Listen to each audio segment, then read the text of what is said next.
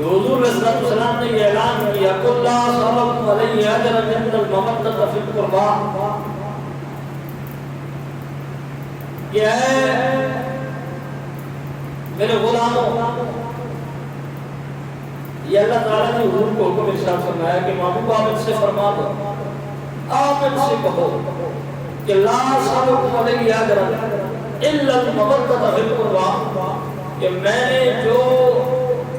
تمہارے لیے کوششیں کی، محنتیں مشقتیں کی، دعائیں کی، اور جو میں تمہارے لیے رب کی بارگاہ میں التجائیں دعائیں کرتا رہا، لا أسألكم علیہ أجرا میں اس پر کوئی معاوضہ نہیں مانگتا، کوئی اجر طلب نہیں کرتا، إلا المودة في القربى ایک چیز کا تم سے سوال ہے اور وہ یہ ہے کہ میرے اقرباء سے، میرے قرابت داروں سے مودت اختیار کرو، محبت اختیار کرو، ان کے ساتھ محبت والا معاملہ کرو۔ اور حضور کریم نبی صلی اللہ علیہ وسلم نے رب کی بارگاہ میں دعا کی۔ حدیث پاک کے الفاظ ہیں، حضرت امام حسن اور امام حسین کو حضور نے گود میں بٹھایا اور گود میں بٹھا کر حضور نے فرمایا کہ اے اللہ میں ان دونوں سے پیار کرتا ہوں، تو بھی ان سے پیار کر، اور جو ان دونوں سے پیار کرے تو اس سے بھی پیار کر۔ تو یہ حضور کی دعا کہ حضور نے فرمایا مولا میں ان دونوں شہزادوں سے محبت کرتا ہوں، تو بھی محبت فرما، اور صرف ان سے نہیں،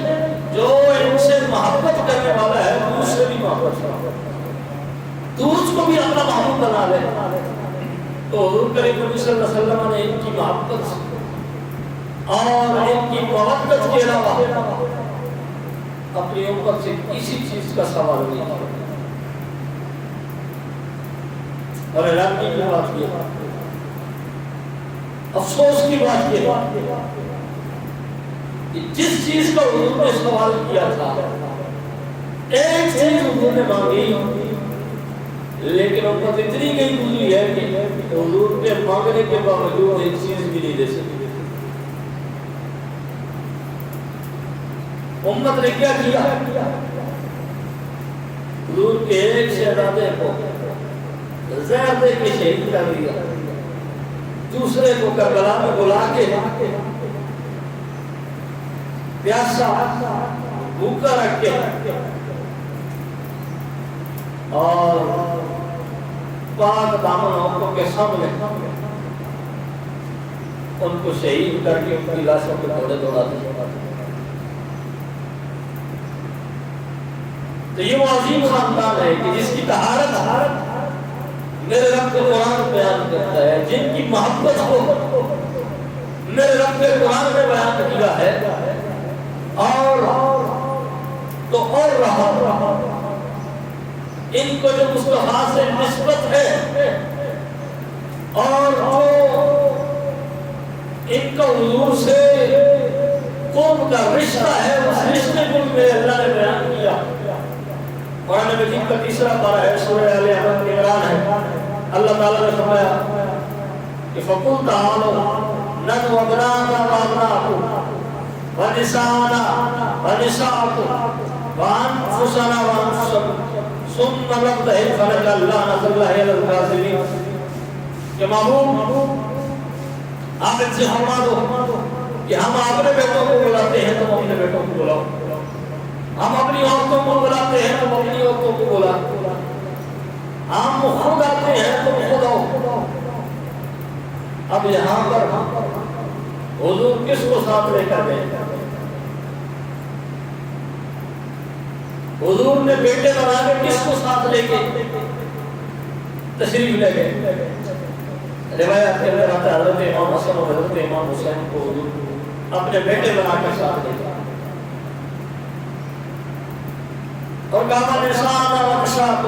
ہم اپنی عورتیں لے کے آئیں گے، تم اپنی عورتیں لے گئے۔ حضور سیدہ کائنات سیدہ فاطمہ سلام اللہ علیہا کو ساتھ لے گئے، حضور مولا کائنات علی مرتضیٰ شیر خدا کو ساتھ لے کے گئے، تو حضور نے یہ بتا دیا کہ ان کو صرف میرے بیٹے نہ سمجھنا، ان کو صرف میرے نواسے مت سمجھنا، قرآن کی روشنی میں ابناءنا و ابناءکم کے الفاظ بتا رہے ہیں کہ یہ مصطفیٰ کے صرف نواسے نہیں ہیں بلکہ رشتے کا نواسے لگتے ہیں، لیکن اصل بات یہ ہے کہ یہ مصطفیٰ کے ویسے ہی بیٹے ہیں جیسے حقیقی بیٹے ہیں۔ اور حضور نے خود اپنی زبان سے یہ اعلان فرمایا اور اللہ کے حکم سے اعلان فرمایا کہ ابنانا و ابناکم، ہم اپنے بیٹے لے کر آئیں گے، تم اپنے بیٹے لے کر آئیں گے۔ اور اس وقت جن کو مصطفیٰ بیٹوں کی حیثیت کے ساتھ اپنے ساتھ میدان مبارک میں لے کے آئے تو وہ اور کوئی ہستی نہیں ہے، وہ ایک ہستی امام حسن کی ہستی ہے، دوسری ہستی حضرت امام حسین کی ہستی ہے۔ وہ موالا کیا تھا، وہاں جانا کیا تھا، اصل مسئلہ یہ تھا کہ نجران کے عیسائی سمجھتے تھے کہ وہ حق پر ہیں، اور انہوں نے لوگوں سے کہنا شروع کر دیا تھا کہ ہم حق پر ہیں۔ حضور کریم نبی صلی اللہ علیہ وسلم کا دعویٰ تھا کہ ہم حق پر ہیں۔ اب پہلے بات مناظرے کی ہوئی، پھر مناظرے سے بڑھ کر بات مباحثے تک چلے گی۔ حضور کریم نبی صلی اللہ علیہ وسلم نے پھر ان کو فرمایا، اور یہ اللہ تعالیٰ کا حکم تھا، حضور نے اپنی مرضی سے نہیں کیا۔ تو کہہ سکتا ہے کہ جی اللہ سے نبی ایسا کام کرتے نہیں، وہ نبی ہے، کوئی جو ہے وہ گلے ملے کا چودھری تھوڑا ہے، وہ نبی ہے، اسے اللہ تعالیٰ نے منصب نبوت عطا کیا ہے، اور نبی نے جو فیصلہ کیا ہے منصب نبوت کو سامنے رکھ کے کیا ہے۔ کیوں؟ اس لیے کہ نبی اگر ہر بات میں اپنی رشتہ داری دیکھتا تو پھر مصلی امام حسن کو دے کے جاتے، پھر مصلی مولا علی کو دے کے جاتے، لیکن نہیں، نبی نے حرام کا حکم دیکھا ہے، معیار دیکھا ہے، مصلی ابو بکر صدیق کو دیا کیونکہ رب کا حکم یہی تھا، اور ساتھ اللہ لگے لیے امام حسن کو، امام حسین کو اور سیدہ فاطمہ سلام اللہ علیہا کو، مولا علی کو لے کر گئے۔ تو یہ رب کے حکم سے تھا، مصطفیٰ کی مرضی سے نہیں تھا۔ مصطفیٰ کی مرضی بات کی بات ہے، پہلے رب کا حکم ہے، اللہ تعالیٰ نے خود فرمایا فقل، محبوب ان سے کہہ دو۔ تو یہ جو فقل کا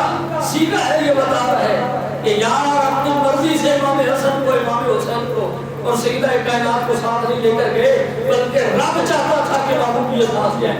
فقل تعالوا، محبوب ان سے کہہ دو کہ لے آؤ، ندعو ابناءنا، بلا لو تم بھی اپنے بیٹوں کو، وابناءکم، ہم اپنے بیٹے بلائیں گے،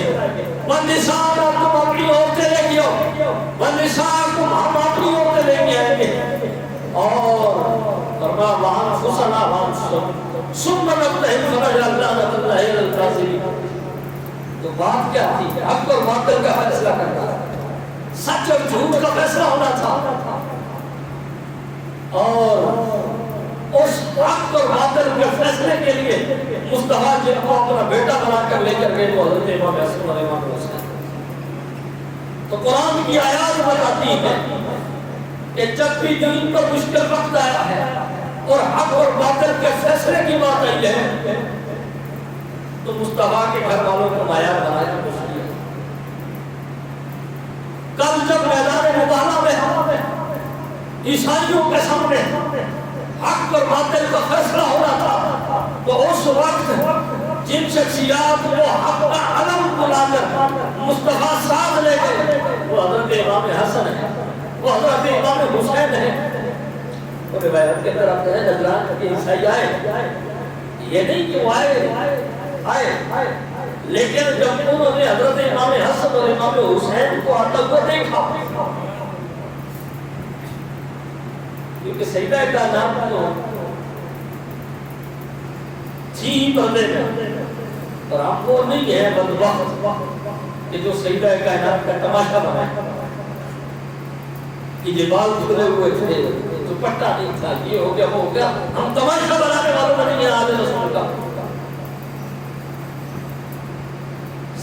کائنات کے پردے میں تھی اور بعض روایات کے اندر آتا ہے کہ یہ میدان مبارزہ میں گیم بھی اس طرح ہے کہ آگے آگے میرے قریب نبی صلی اللہ علیہ وسلم تھے، حضور کی دائیں انگلی کو پکڑا ہوا تھا حضرت امام حسن نے، انگلی پکڑ کے حضرت امام حسن چل رہے تھے اور امام حسین کو حضور نے اٹھایا ہوا تھا،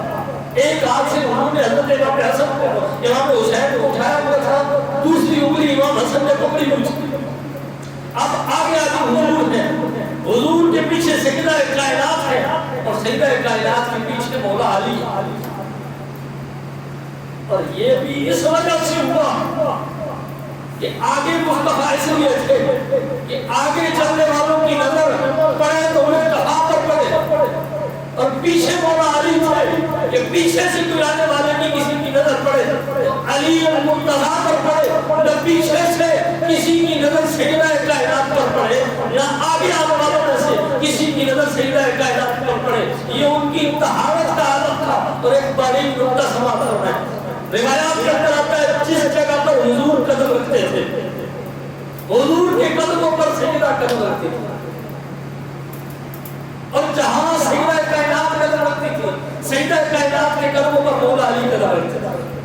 یعنی نیچے مصطفیٰ کا قدم ہوتا تھا، قدموں کا نشان ہوتا تھا، اس نشان پر سیدہ کائنات کا قدم ہوتا تھا، اور اس قدموں کے نشان کو مولا علی اپنے قدموں کے نشان سے مٹا دیتے تھے۔ کیا سمجھے گا آپ کو بات؟ کیا اہل بیت کی محبت کو سمجھیں گے؟ ان بازاری لوگوں کو کیا پتا کہ فاطمہ کس کو کہتے ہیں؟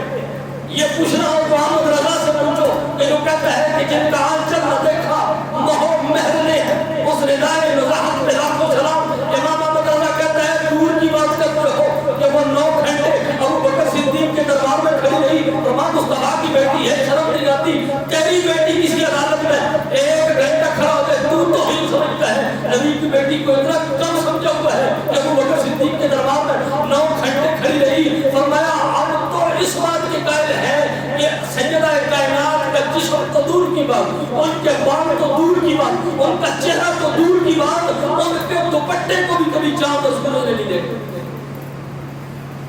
فرمایا جس کا دوپٹہ، آنچل کہتے ہیں دوپٹے کو، احمد رضا کی فکر دیکھیں، فرمایا جن کا آنچل نہ دیکھا مہو مہر نے اس ردائے نزاحت پہ لاکھوں سلام۔ فرمایا وہ چادر تطہیر ایسی نہیں ہے، اس تطہیر کی چادر کا عظمت کا یہ عالم ہے کہ سورج کی روشنی بھی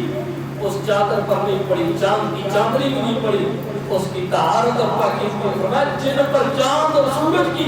نظر نہیں پڑی کسی اور کی نظر کیا پڑ سکتی ہے؟ تو یہاں جو باریک نقطہ آپ کو سمجھانے لگا ہوں، پہلے قدم رکھا مصطفیٰ نے،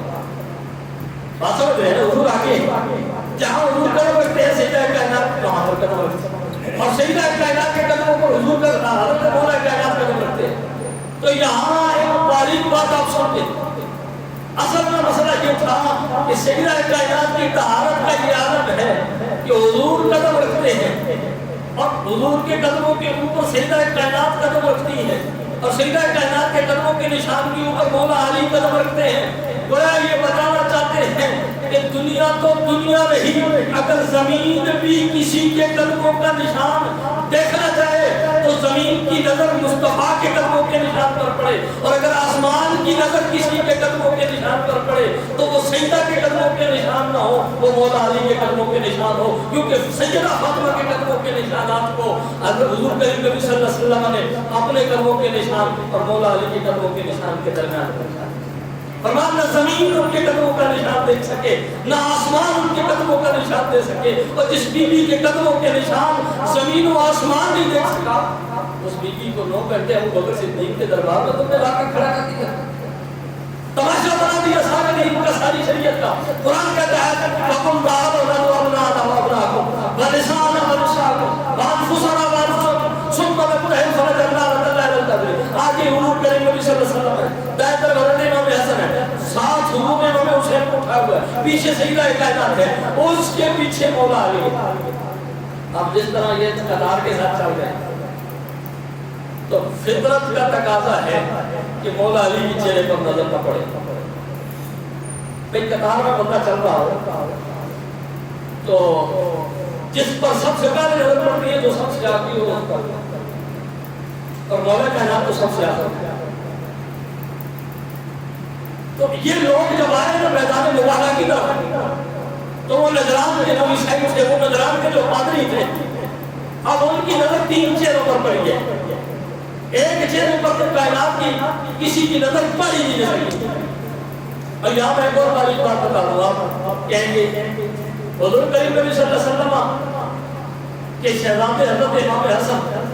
سینے سے لے کر سر کے بالوں سے لے کر ناف مبارک تک حضور کی تصویر ہے، شبیہ رسول ہے۔ حضور کو دیکھ لو، امام حسن کو دیکھ لو، سر کے بالوں سے لے کر ناف تک حضرت امام حسن حضور کی تصویر ہے، اور ناف سے لے کر پاؤں کی ناخن تک حضرت امام حسین مصطفیٰ کی تصویر ہے۔ میں نے اس نے بھی یہ بات عرض کی، یہ ایسا کر دیا اللہ نے، وہ ہر چیز پر قادر ہے نا، وہ سب کچھ کر سکتا ہے۔ اور یہ بھی بات ہے کہ انشاءاللہ کربلا کی بات کی تو طرح کی بات پڑھائیں گے۔ حضرت علی اکبر حضرت امام حسین کے وہ شہزادے ہیں کہ جن کی ساری شکل و شبہ حضور سے ملتی تھی، مصطفیٰ کی تصویر ان کو کہتے تھے۔ اور یہ ہم نہیں کہتے، یزیدیوں نے بھی اس چیز کو مانا ہے کہ جب میدان کربلا میں علی اصغر آئے نا تو یزیدی ڈر گئے، کام گئے، اور وہ سمجھے کہ شاید گھوڑے پر مصطفیٰ خود سوار ہو کر تشریف لا رہے ہیں۔ کوہرام مچ گیا، بھاگنا شروع ہو گئے، بھگدڑ مچ گئی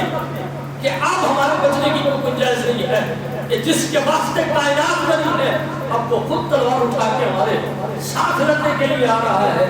لیکن جب قریب آئے تو انہوں نے کہا کہ ڈرنے کی ضرورت نہیں ہے، حضور نہیں ہے، یہ حضرت علی اکبر ہے۔ ذہنوں کے اندر سوال تو آ سکتا ہے، مولا اگر حسین کے بیٹے علی اکبر کو سر کے بالوں سے لے کر پاؤں کے ناخنوں تک مصطفیٰ کی تصویر بنا سکتا ہے تو پھر امام حسن کو صرف ناف تک کیوں؟ پھر امام حسین کو ناف سے لے کر قدموں کے ناخنوں تک کیوں؟ پورا امام حسین مصطفیٰ کی تصویر کیوں نہیں؟ پورے امام حسن مصطفیٰ کی تصویر کیوں نہیں؟ فرمایا دنیا والوں یہی تو بتانا چاہتا ہوں، نہ امام حسن کو چھوڑ کے گزارا ہو سکتا ہے، نہ امام حسین کو چھوڑ کے گزارا ہو سکتا ہے۔ میں نے دونوں میں تصویر مصطفیٰ تقسیم کر دی ہے، اس لیے کہ جو دونوں میں سے دیکھنا چاہے مجھے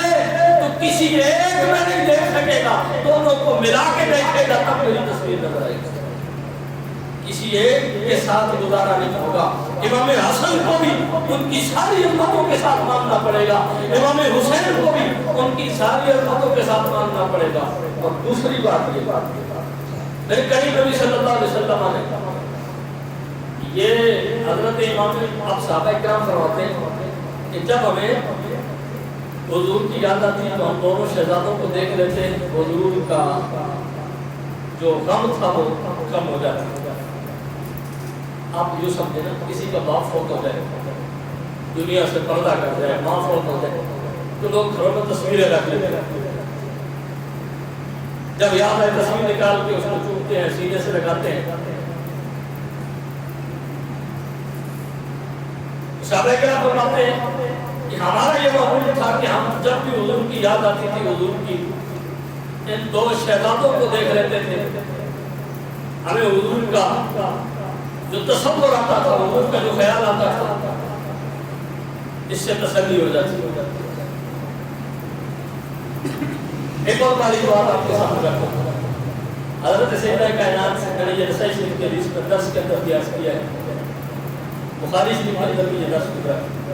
حضرت سیدہ کائنات سلام اللہ علیہ آپ کے بارے میں حضرت عائشہ صدیقہ سلام اللہ علیہ فرماتی ہیں کہ سیدہ کائنات بولتی تھی تو حضور کی طرح، حضرت سیدہ فاطمہ کی بات کرتا ہوں، سیدہ کائنات دیکھتی تھی تو حضور کی طرح، سیدہ کائنات چلتی تھی تو حضور کی طرح، سیدہ کائنات